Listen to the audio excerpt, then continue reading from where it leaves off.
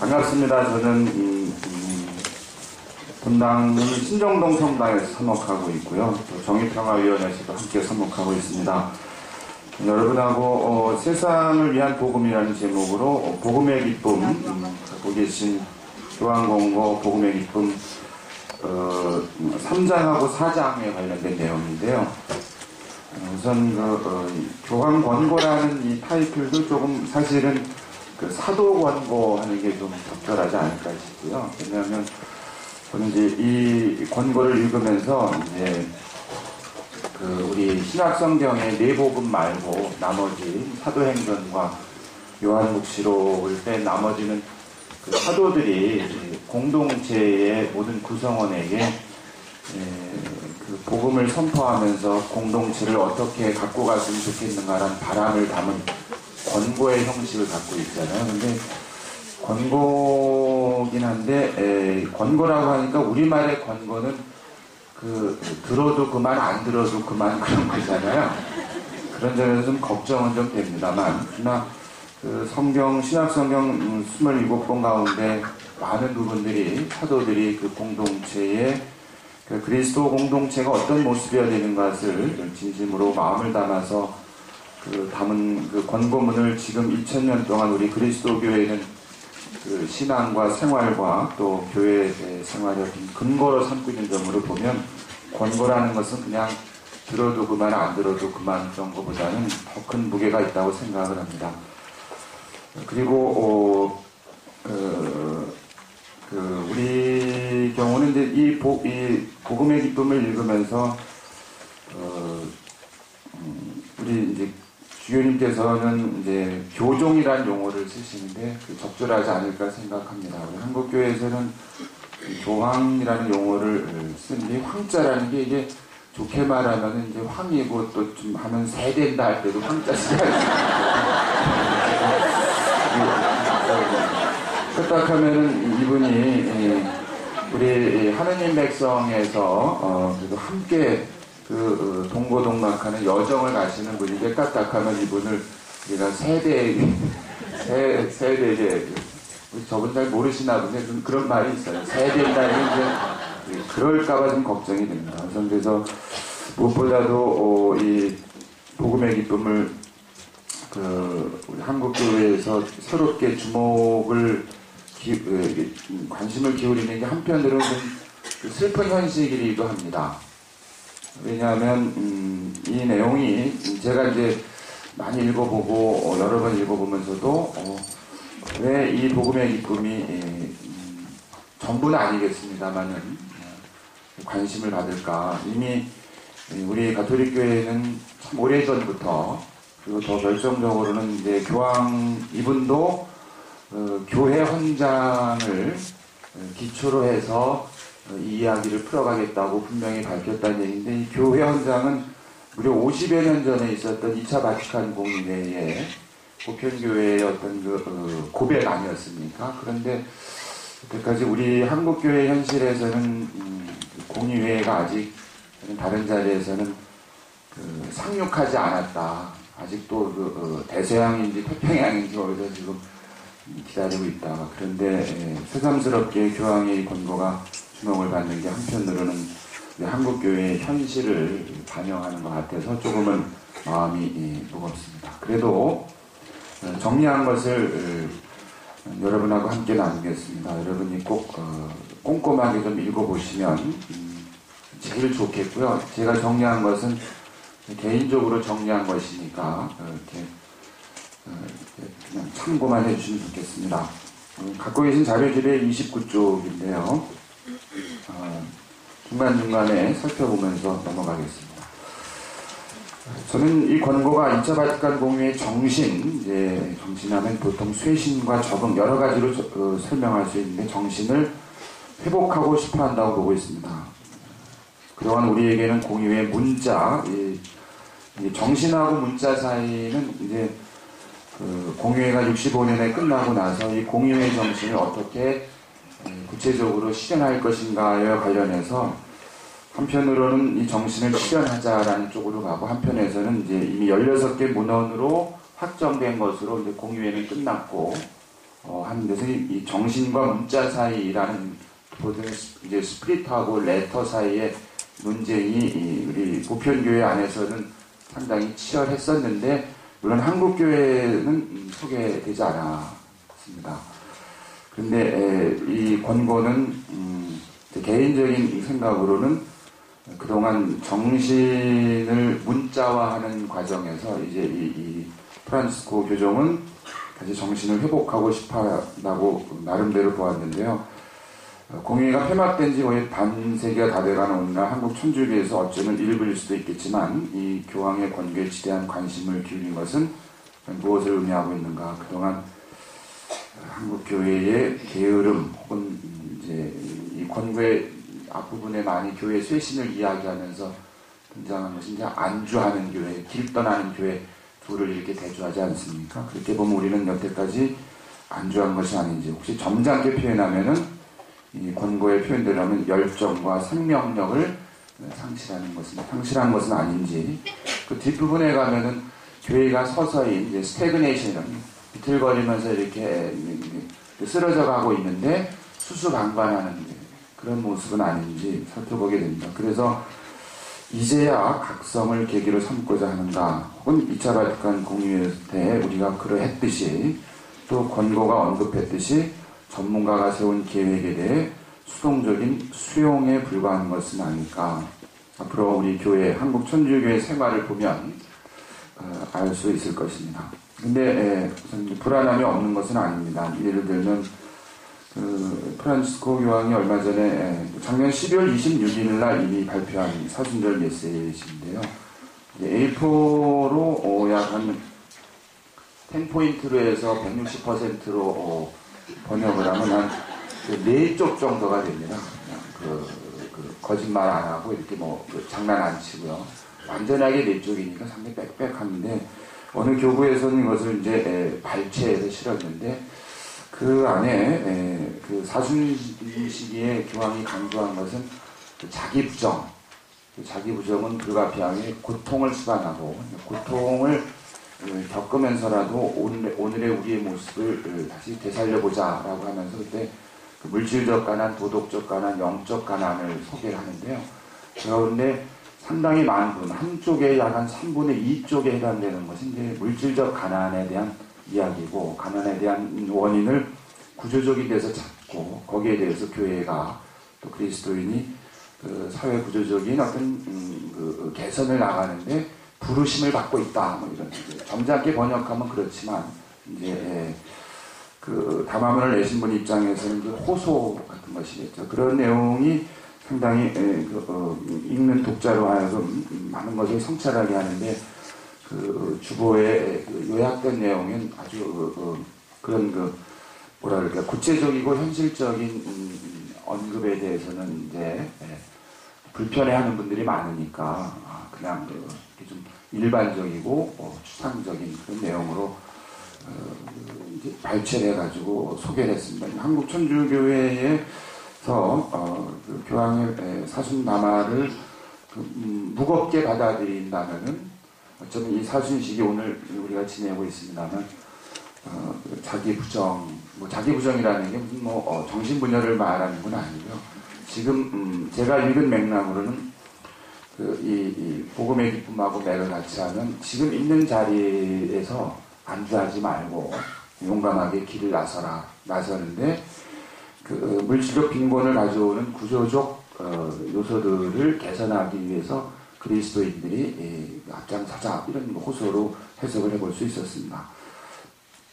아마도 공의회에서 그 전환, 이제 우리 종교 용어로는 이제 회개인데, 그 이 교정은 이 전환이라는 용어를 단순한 종교적 뉘앙스로만 쓰는 것 같지는 않습니다. 물론 아주 기본적으로 그렇지만, 우리가 회개라고 말하면 우리 한국교회에서는 이제 한 4초 만에 이 마음의 회개로 넘어가고, 마음의 회개로 넘어가다 보니까 회개하지 않을 자가 없다 보니까 모두가 다 죄인이니까 그냥 그 쌤쌤이니까 제일 좋잖아요. 근데 교황은 오히려 그 컨버전이라는 영어상으로 하는데, 이분이 다른 자리라든가 또 이런 데 보면은 특히 이 복음의 기쁨 보면 정말 좀 표현을 하자면 머리끝부터 발끝까지 탈탈 털어서 새로운 길로 나가자 할 때까지 그렇게 보는데요. 공의회에서 이런 전환을 꾀한 분야를 꼽으라면 교회론이라고 보는데요. 권고는 공의회 교회 헌장과 사목 헌장을 통해서 보편교회가 고백한 교회론. 이제 교회 헌장 1장에 이제 우리 공의회는 이제 교회 본질과 사명에 대해서 앞으로 이야기를 하겠다고 넘어가는데 그 내용을 보면은 미리 앞서서 말씀드린 이제 당연히 권고는 교회의 정체성, 과연 교회란 무엇인가? 그때 이제 앞에서 이미 다루셨겠지만 이제 하느님 백성으로 물론 이제 교회의 신비를 1장으로 다루고 2장에서는 하느님 백성을 다루고 3장에서 이제 교계의 제도, 특히 주교직을 다루죠. 그리고 또 이제 뒤에 이제 강론과 관련된 부분이기도 한데요. 이 교계의 제도의 가장 첫 번째 직무, 그 다음에 다른 그 교령, 그 사제의 직무와 생활에 관한 교령에서 제1회, 그러니까 첫 번째 직무, 이제 번역은 그렇게 되지만 으뜸이 되는 가장 중요한 직무는 하느님 말씀의 교육자, 복음 선포가 되는 것이겠죠.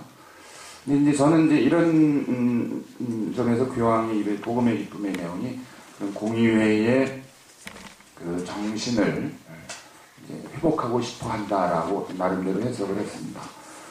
그리고 공의회도 그랬는데요. 이 공의회는 16개 문헌인데 상호, 문헌별로 우리 자신을 얘기하고 세상 안의 교회가 과연 무엇을, 그러니까 우리를 향한 성찰, 교회의 세상 안의 역할에 대한 성찰, 그래서 그걸 소위 말하는 이제 안으로의 교회 성찰, 교회 바깥으로 교회 성찰, 이런 두 가지 양방향을 갖는다고 이제 어떤 분들은 말씀하시는데, 문헌과 문헌 사이, 예를 들어서 교회 헌장은 교회를 향한, 현대 세계에서의 교회 사목 헌장은 세상을 향한, 그 방향이 안으로 밖으로잖아요.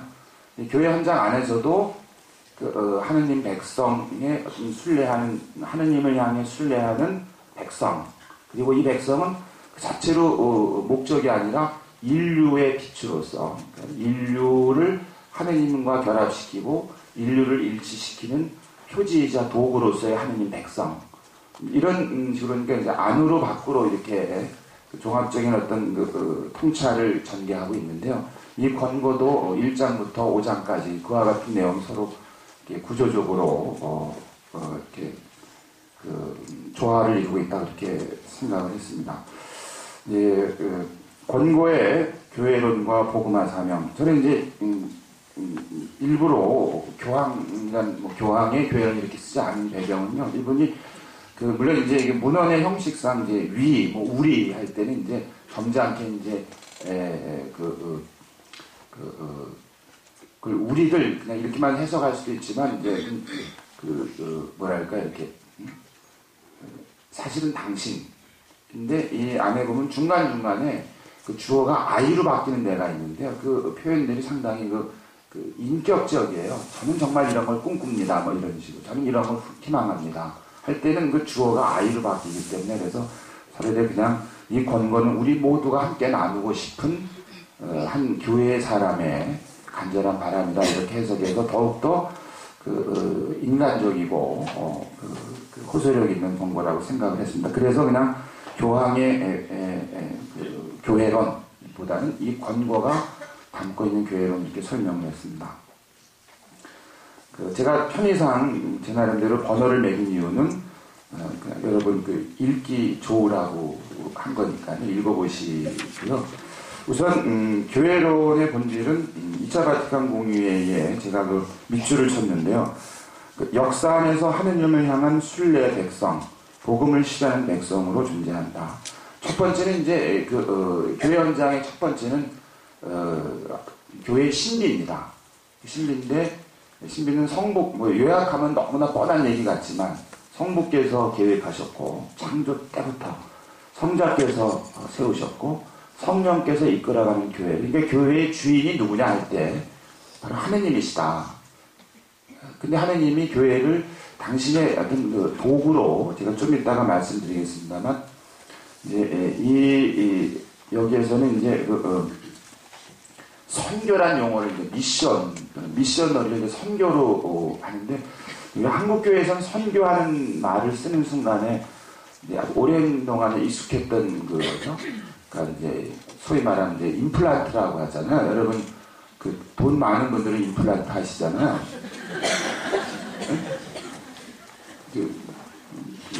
약간 유머였는데 너무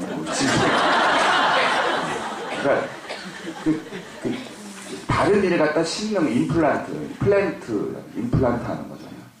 근데 오랫동안 그렇게 우리 한국 교회는 익숙해 왔지만 이게 보편교회에서는 특히 이제 세계 제2차 세대가 끝나고 수많은 민족이 해방해서 독립을 취한 다음에 동서와 남북의 이런 긴장 또는 불균형을 성찰하면서 그 원인 가운데 하나로 말하자면 오랜 식민 지배를 얘기하거든요. 우리는 식민 지배하고 또 우리가 좀 외면해서는 안 될 것은 이제 교회 확장하고도 또 맥을 같이 하고 그런 다음에 그것에 대한 성찰을 바탕으로 해서 이 선교라는 언어를 좀 다른 뉘앙스로 쓰죠. 선교를 이제 복음화라는 용어를 더 많이 쓰게 되고 또 복음화가 또 오해가 되고 잘 받아들이지 않으니까 이제 새로운 복음화로까지 나가는데 아마 이제 좀 지나면 이제 또 더 새로운 복음화 이렇게 쓰는 무슨 얘기냐면요. 우리 한국교회에서 선교는 다른 벌써 말씀드리지만 신자 늘리기로 해석이 됩니다.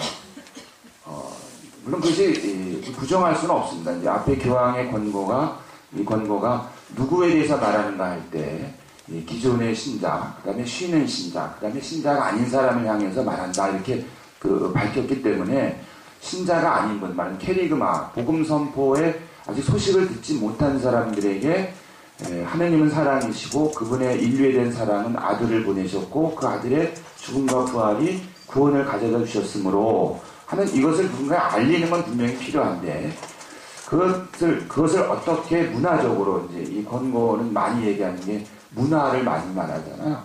그 문화 안에 사람은 문화 안에 살기도 하고 문화를 계승하기도 하고 문화를 만들기도 하고 문화의 아들이기도 하고 아버지이기도 하고 그런 유명한 표현도 인용하시잖아요.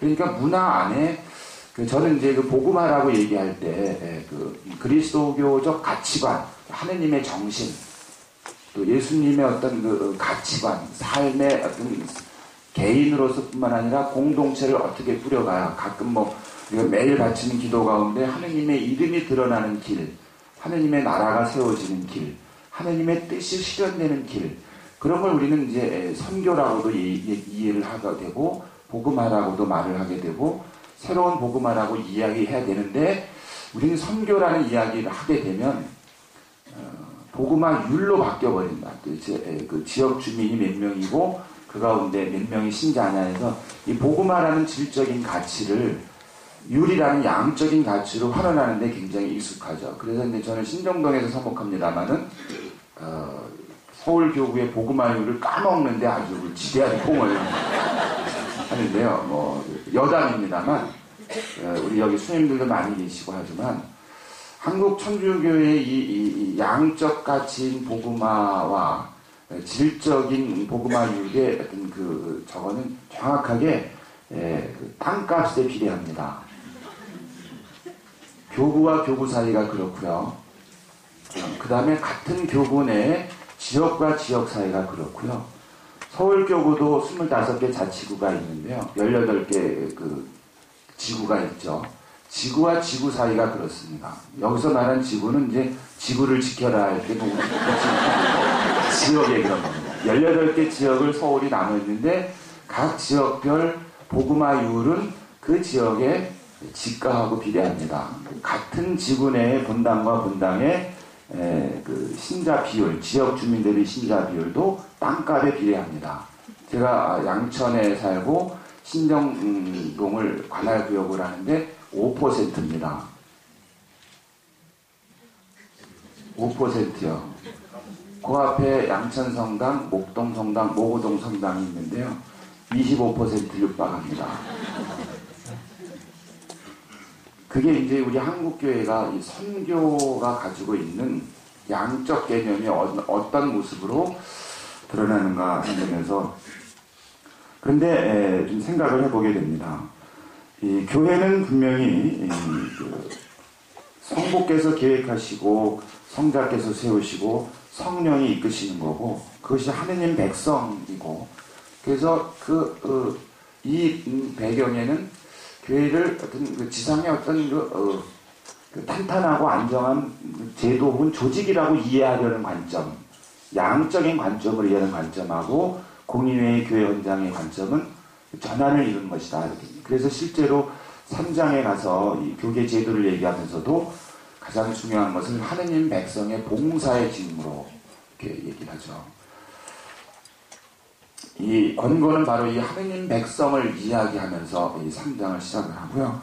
그런데 이 하느님 백성이 자체를 위해서 존재하는 게 아니다. 그것도 시사하는 바는 굉장히 크다고 봅니다. 번호로 3번인데요. 모든 일을 위한 하느님 백성입니다. 모든 일을 위한. 그리고 실제로 이게 교회 현장에 가면은 하느님 백성을 이야기할 때 아주 한국 교회에서는 너무나 생소한 얘기지만 누가 그러면 하느님 백성이냐 얘기할 때 첫째로 가톨릭이라고 하고요. 우리죠. 그다음에 이 공의회에서는 프로테스탄트란 용어를 쓰지 않습니다. 비가톨릭 그리스도인이라고 합니다.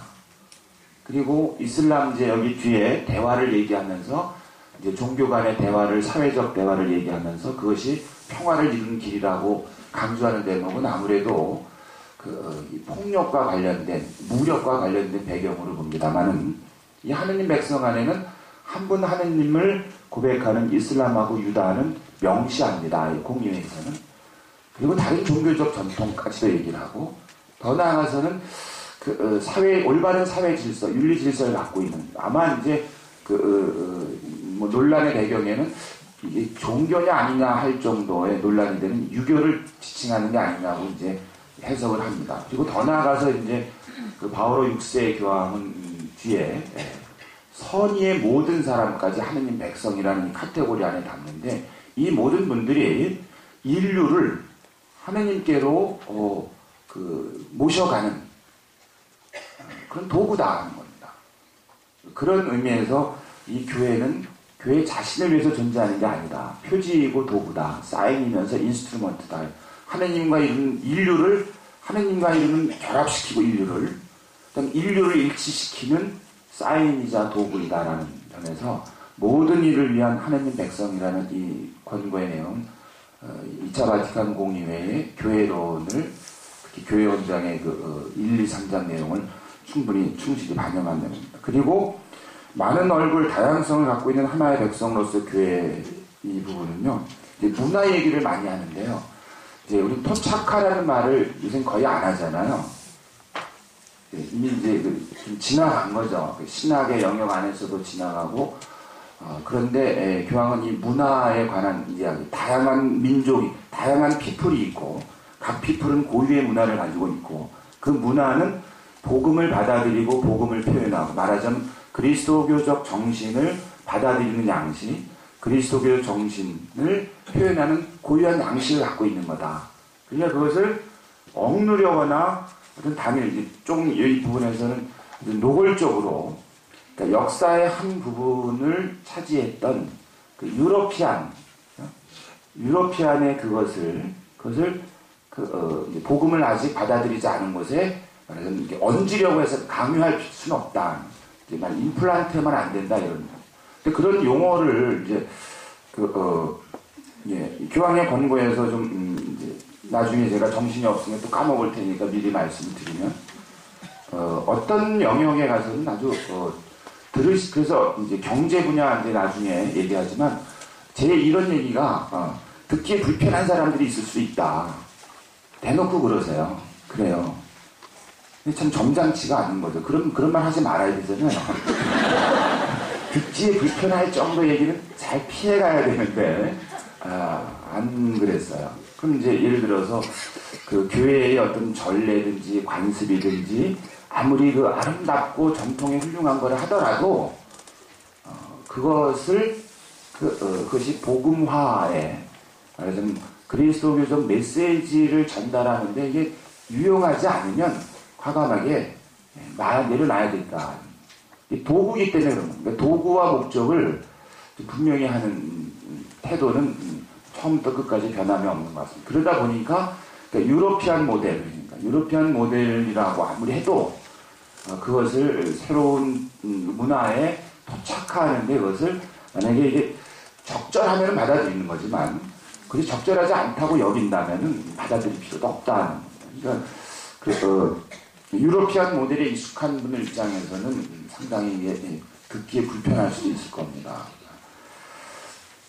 그 다양성 얘기를 하는 것이고요. 그 다음에 7항이 하느님 백성 모두는 복음화 사명을 수행하는 제자들이다. 이게 사명을 제가 이제 해놓고 밑에다가 이제 조그만 글씨로 한 이유는 이제 여기 계신 분들이 연배들이 있으니까 안 보일까봐 이걸 작게 한 겁니다.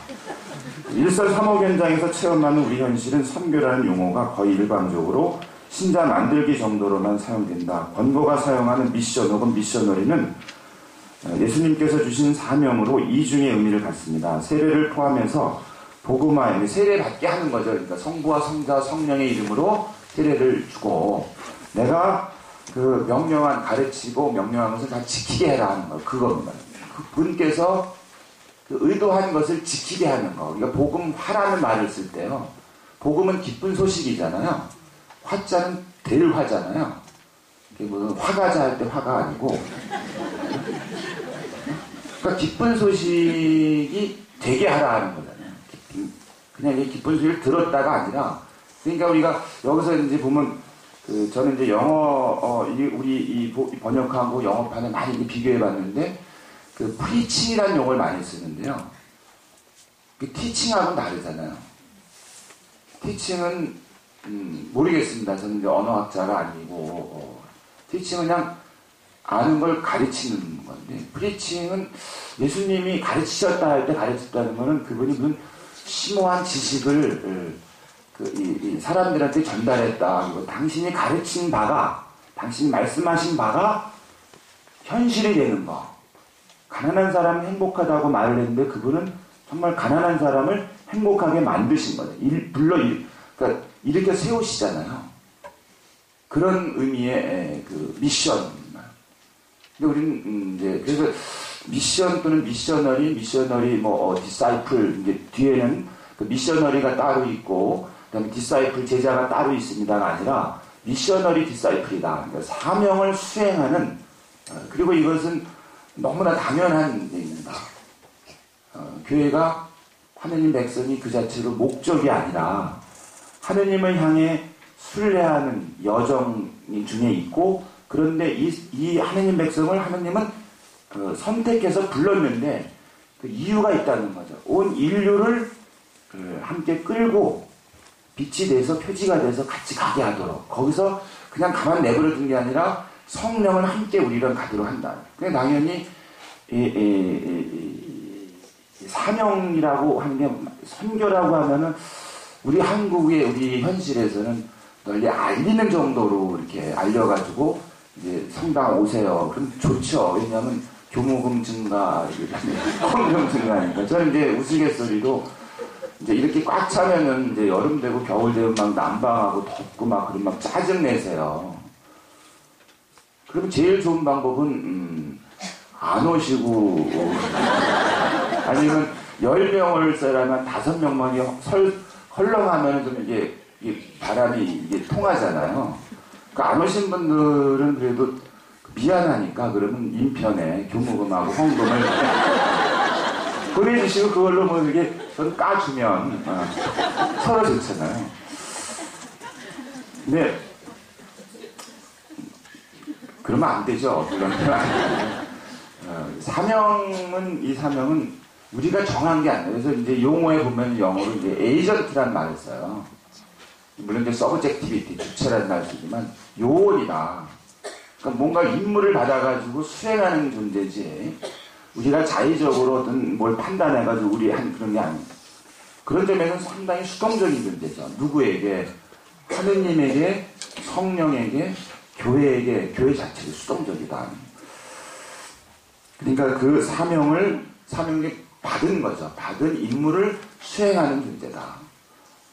철저하게 도구적 존재, 그리고 실제로 그런 점에서는 뒤에 그 사제 강론을 얘기하면서도 그 강론을 신부가 말하는 게 아니라 하느님하고 그 하느님 백성 회중이 대화를 하는 건데, 거기에 이제 프리처, 강론하는 사람의 말을 통해서 하게 되니까 이 말은 강론하는 사람도 얼마나 이게 중요하냐, 듣는 사람도 얼마나 중요하냐고 뒤에 가서 그 자료를 얘기할 때, 강론을 준비하지 않는 사람은 받은 은사에 대해서 무책임하고 게으른 사람이다. 깎고 이렇게 얘기를 해요. 그리고 더 나아가서는 그 좋은 강론을 만들기 위해서 사제와 부제와 그 교우들이 강론 자료를, 웬 이 자료는 하느님하고 백성의 대화를 잘 하도록 도와주는 거니까, 그래서 사제와 부제와 교우들이 한 자리에 모여서 강론 자료를 가지고 그 연구하는 게 그 모습이 얼마나 아름다운가 하고 느낌표 이렇게 나왔어요. 그 이유는 간단합니다. 그 사명 때문에 그런 거죠. 하느님이 하느님 백성을 사랑해서, 인류를 사랑해서 구원의 길로 이끌고자 하느님 백성을 선택했으므로, 선택하고 거기에 사명을 맡겨서 미시오 파견을 했으므로 얼마나 막중한 사명이냐, 이렇게 이 권고는 그 곳곳에 담아두고 있습니다. 그러면서 대중의 경건함과 전문가, 대중신심으로 번역을 하는데요. 맞습니다. 우리는 또 신심하면은, 한국교회에서 신심하는 것을 몇 가지로 확 정해지는데요. 그 성당에서 하게 되는 뭐 성모신심, 그 다음에 그 성체신심, 이렇게 그 제한을 시키는데, 이 권고가 말하는 대중의 신심은 앞에 나오는 문화랑 연결을 해가지고 그보다 범위가 훨씬 큰 겁니다. 어떻게 보면 그냥 보통의 사람들의 그 마음 정도로 해석해 볼 수도 있을 것 같습니다. 넓게는요. 그런데 제가 주목한 것은 10항인데요. 9항을 보겠습니다. 여기서 권고는 대중의 신심의 중요성을 찾으며 이를 지속적으로 발전하는 과정, 복음을 수행하는 힘, 끝없는 토착화 과정, 토착화된 복음의 결실, 기층민의 문화의 육화한 영성, 대중의, 특별히 가난한 사람들의 경건함에 현존하는 신적 생명, 신학의 자리로 자리매김시키며 그 으뜸 자기는 성령이시라고 밝힌다 하면서, 이것을 말하자면 우리가 이렇게 억누르거나 해서는 안 된다. 근데 이제 10번에서요, 주목할 것은 명시적인 건 아닙니다만 전문가와 대중 사이의 대존, 이 권고를 이렇게 쭉 보시면 이렇게 칭찬을 막 하고 대상을 향해서 말이죠. 대상을 향해서 말할 때 이 대중과 관련돼서는 아주 한없는 무한한 따뜻한 그 아버지의 시선, 이제 대중의 신심을 얘기하면서 그것을 바라볼 때는 하느님 아버지의 따뜻한 시선, 애정이 사랑에서 동시에 나오는 애정의 눈으로 봐야 됩니다. 라고 하는 내용인데, 그 부분에 대해서는 그렇게 무한한 그 따뜻함을 보이면서도 그 강론을 준비하지 않는 자라든지, 그거는 그렇게 무슨 화가 나는 분 같아요. 그러시면 안 되는데, 표정이 웃고 있는 거 보니까 화는 안 내는 것 같은데. 즉 상징과 추론적인 설명사에 대해 대중은 상징으로 소통을 바로 한다. 근데 이 전문가들은 추론적인 설명, 학적인 설명을 합니다. 또 하느님을 믿는 것, 그러니까 하느님을 믿는 것과 하느님의 존재를 믿는 것 사이. 이제 우리 일선 사목 현장에서 많이 듣는 게 하느님의 존재를 증명해 달라는 거 아닙니까? 그럼 우리 신학교에서 읽은 토마스 아퀴나스의 신존재 5가지 이걸 쭉 해놓고 나면 무슨 말인가 하고 넘어가죠. 근데 대중은 그냥 하느님 자체를 믿는, 하느님이 있느냐 없느냐가 아니라, 그러면서 예를 든 게 어머니를 얘기를 듣죠. 그 어머니가 아들이 아프고 딸이 아프고 자식이 아플 때 그냥 무한히 집 앞에 있는 고상을 바라보고 바라만 보고 있는 어머니의 마음, 또는 잘 모르지만 학술적인 내용들 잘 모르지만 그 로사리오를 들고 밤이나 낮이나 기도하는 어머니의 마음, 그걸 어떻게 우리가 사는 거라고 말할 수 있겠습니까? 이런 적입니다. 근데 이런 것을 논리적이고 추론적인 설명이라든지 또는 전문가들의 어떤 스페셜한, 프로페셔널한 이런 거라든지 이런 것으로 그것을 이렇게 가벼이 여기지 말아달라 이런 거. 오히려 그리고 더 나아가서 그것을 신학의 자리, 신학의 출발점에 된다. 이제 그것은 20세기 들어서 신학은 또 다른 이름의 인간학이다. 하느님에 대해서 막 말하는 거 중요하지만 육화한 하느님, 우리가 똑같은 인간 되신 예수님이 살았던 세상에 사는 삶의 자리에서 하느님의 모습을 보자 하는, 그래서 신학은 또 다른 인간학이어야 합니다라고 했던 맥을 같이 한다고 봅니다. 시간이 좀 너무 적어놨으니까 쭉 읽어보시고요. 읽으실 줄 알죠? 제가 이제 강론 준비하는 걸 아까 잠깐 말씀드렸는데요. 아까 이제 16항인데요. 강론의 중요성은 자연스럽게 그 준비, 특히 양질의 시간을 연구, 뒤에 이제 진리에 대한 존중, 이제 강론 준비 얘기를 하는데요. 그 소제목입니다. 그 다음에 기도, 말씀의 인격화, 퍼스널라이즈 이렇게 했는데요. 성찰, 이제 여기서 특별히 이분은 이제 영적 독서, 백승의 말을 들음, 그 다음에 서목의 창의성, 강론의 자원, 강론의 방법, 개발에 바칠 것을 양질의 많은 시간을 요구합니다. 특히 다른 중요한 활동의 시간을 덜 할애해서라도, 그것은 아까 말씀드린 것처럼 교회가 특히 강론을 하는 사람은 말씀의 교육자다. 성사의 관리자, 교회 운영의 어떤 책임자이기 이전에 이미 하느님 말씀의 교육자들이다. 그리고 그것을 위해서 프리처가 양질의 많은 시간을 하는 것은 당연하다. 그래서 찔렸습니다. 굉장히 찔려서 이걸 소개하지 않으려고 하는데 그리고 캐리그마와 복음화, 이제 이 대목은 복음의 기쁨 4장, 이제 이게 복음화의 사회 차원 해설인데요. 권고는 분명히 이건 사회 회칙이 아니다. 하지만 시대의 징표로 이분은 2개 정도를 꼽습니다. 하나는 사회적 약자의 사회 통합 문제와 대화를 통한 평화 구축 문제로 저는 보았습니다. 근데 그 2가지는 특별히 그 사회적 약자의 사회 통합 문제에서는 우리 사회교리의 맥을 충분히 이어가면서 눈에 제가 나름대로 띈 것은 그것을 빈곤의 문제를 원인을 아주 강하게 명시적으로 예를 들면 지금의 경제는 이 사회적 약자를, 특히 물질적 빈곤을 양산하는 것을 해결할 수 없다 라고 대놓고 말하고 합니다. 이 복음의 권고에서는 약간 하지만 다른 자리에서는 그걸 말하면 이제 그 신자유주의적 자본주의라고 명칭을 하니 그런 용어를 쓰지 않지만 지금의 경제 모델로는 이렇게 양산되는 물질적 빈곤의 문제를 해결할 수 없으니, 그리고 보이지 않는 손이라는 이것이 이제 시장을 움직인다는 것이 더 이상 입증되지 않았다. 이런 발언들은 그 감추린 사회교리나 이런 데서도 하지 않았던 내용입니다. 상당히 구체적인 그 진단이죠. 그래서 이제 뒤에 가서 이 얘기가 불편하게 들지 모른다. 실제로 이 복음의 권고가 나오고 그 요한 23세나 바오로 6세처럼 이 교정 프란치스코가 이게 사회주의자가 아니냐.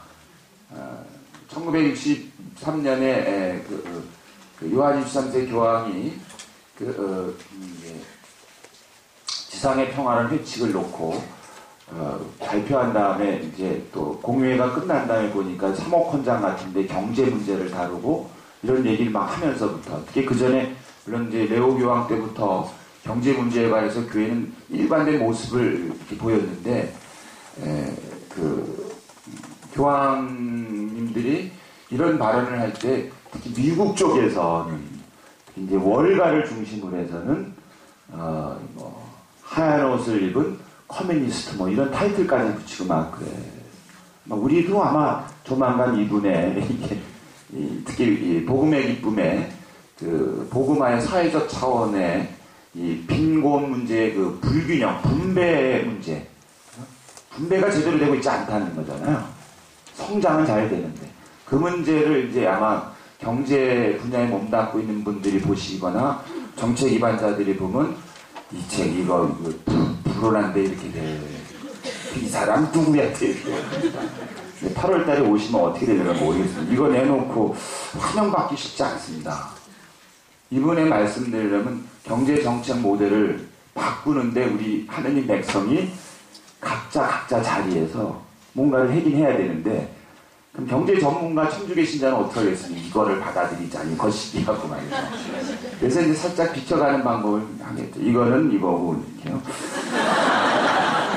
저는 이제 복음의 기쁨에서 눈에 띈 거는 말이죠. 여러분이 갖고 계신 거기에 두 번째 항에 파랑인데요. 파랑인데 4개의 원리가 나옵니다. 이게 이 4개의 원리를 이분은 복음화하고도 연결을 항상 시켜서 소개를 하고 있는데요. 이 부분에 관해서는 좀 이제 교회의 사회교리의 4개의 원리가 인간 존엄함의 원리, 공동선의 원리, 보조성의 원리, 연대성의 원리 4개가 기본 원리고 그 다음에 공동선의 원리에서는 재화의 보편 목적과 사용권, 가난한 인간 우선적 선택이 나오고 보조성의 원리에서는 책임과 참여 이런 원리들이 이제 사회교리 원리로 이제 구축이 되어 있는 거잖아요. 그건 어느 정치 현실, 경제 현실, 문화 현실, 사회 구조 문제 있을 때 이 4개의 원리가 통합적으로 어떻게 잘 적용되느냐. 그리고 근본 가치로 진리, 자유, 정의, 사랑 이 4개의 기본 가치가 사람들이 내린 결정에서 어떻게 수용되고 어떻게 배척받는가를 가지고 교회는 현실의 문제에 적극적으로 개입한다.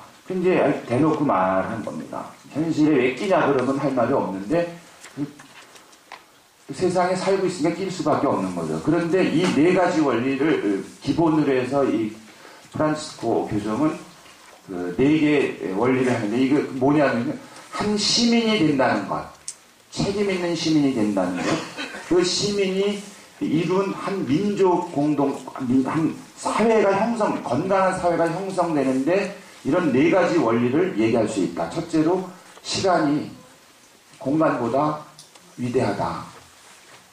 그 과정을 얘기합니다. 끊임없이 완성을 향한 과정에 나서자. 근데 공간은 점유하고 나면 배타적인 게 되니까 또는 공간은 빨리 점유하려고 하니까 단기적 성과를 내려고 하니까 그것이 적절하지가 않다. 시간이 공간보다 앞선다. 그 다음에 두 번째 원리로 제시하는 건 일치는 갈등보다 위대하다. 갈등은 긍정적으로 해석합니다. 다양성은 갈등을 전제하는 거죠. 그런데 일의 방법은 그냥 흡수해버리는 거. 2의 방법은 외면해버리는 거. 근데 3의 방법은 일치를 이루기 위한 더 높은 차원으로 나가는 걸 설명합니다. 그래야 한 시민이 된다는 거. 책임이 시민. 한 의미 있는 사회가, 민족, 피플이 형성된다는 것. 그런 것이 복음화에 중요하다는 겁니다. 세 번째 원리는 실제들, 리얼리티가 아이디어보다 낫다. 그게 이제 앞에서 말한 대중의 진심과 그 프로페셔널 이야기도 같은 맥을 같이 하는 것 같다고 해석을 하고요. 그러니까 실제 리얼리티를 그 말씀을 이게 말하자면 이게 이념이고 관념이라고 만들어 놓을 수 있지만 이거 얼마나 실현하느냐, 실제로 그것을 일어나느냐 이런 거죠. 그 시민의 어떤 건강한 시민이 된다는 것, 한 공동체가 형성된다는 것도 실제적인 걸 얼마나 잘 이뤄나가는. 그러니까 그리고 이 얘기를 하죠. 신학하고 교회가 그 탁상에서 이렇게 하는 건 곤란하다는 얘기도 복음화랑 관련 얘기를 하죠. 그리고 마지막 원리로 그 전체가 부분보다 위대하다. 여기서 이제 어떤 그 격려도 들어가죠. 작은 일에서 일이 제대로 되지 않았다 그래서 낙심하지 말자 뭐 이런 것도 들어가고요.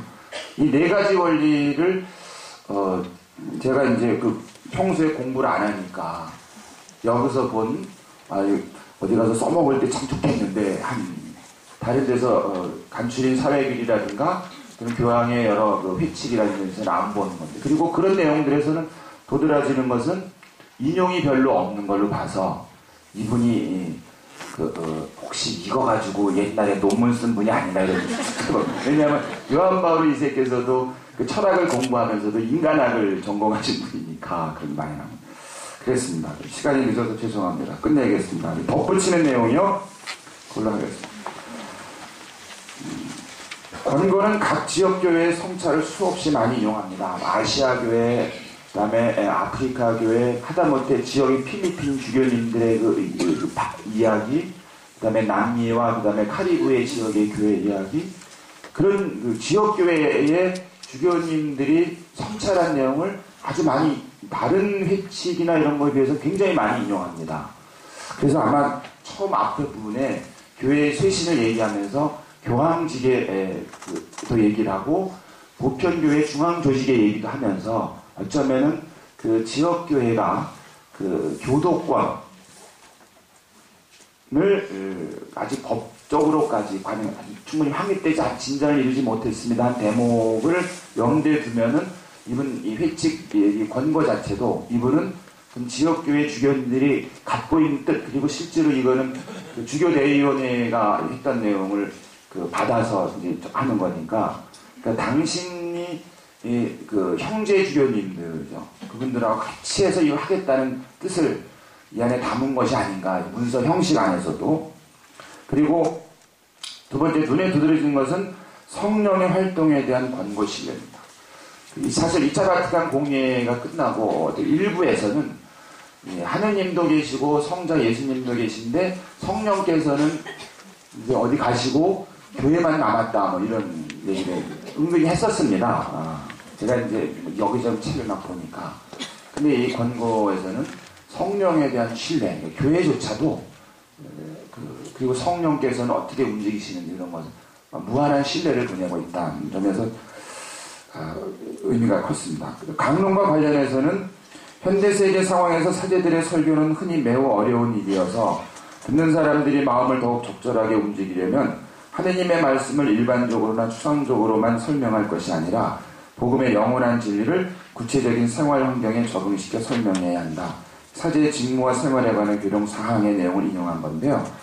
이 공예 가르침을 소개하고 싶습니다. 왜냐하면 권고는 복음의 영원한 진리와 구체적인 생활 환경에 적응시켜 설명하는 것 사이에 불가분성을 문헌의 제사장, 복음화의 사회적 차원에서 설명하고 있기 때문입니다. 그런데 우리의 경우 교우들의 구체적인 생활 환경, 경제, 정치, 사회, 문화, 법, 제도 따위에 대해 사제가 그것을 가지고 강론을 하면 쓸데없이 세상 일에 간섭한다, 혹은 듣기에 불편하다, 혹은 교회를 분열시킨다고 말하기를 씁니다. 또 사제들도 그 같은 불만이나 비난을 피하기 위해서 혹은 자발적으로 교우들의 현실을 외면함으로써 무난한 일반적으로나 추상적으로 강론을 합니다. 그러는 사이 권고가 걱정한 것처럼 교회가 서서히 활력을 잃어가고 있는데 방관자가 된 것은 아니기 때문입니다. 신학에 대해서도 성찰합니다. 권고는 교회도 신학도 복음화를 위해 존재하는 것이지 그 자체로 만족해서는 안 된다는 점을 권고합니다. 마지막으로 권고는 교회의 쇄신, 사목의 쇄신, 복음화 사명의 쇄신, 곧 거대한 전환을, 그것도 더 이상 미룰 수 없는 전환을 열망합니다. 잊어서 죄송합니다.